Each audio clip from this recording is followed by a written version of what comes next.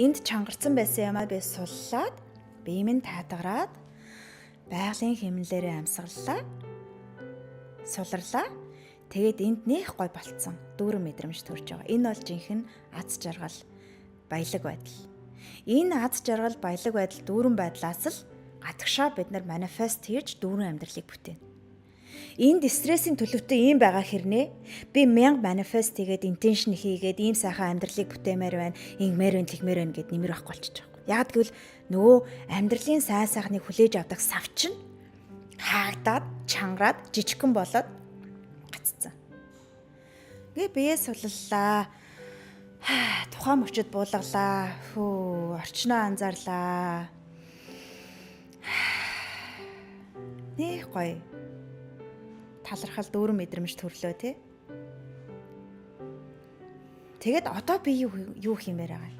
Миний зорилго юу юм? Тэ надад юу хэрэгтэй вэ гэдгээ ингээд ухамсартайгаар бодож эхэлнэ. Энээс өмнө болохоор яг хөө гэхэлэр ихэнхдээ хүмүүс намайг хайрлахгүй ах юм. Намайг л над руу л ширүү хандаад ах юм.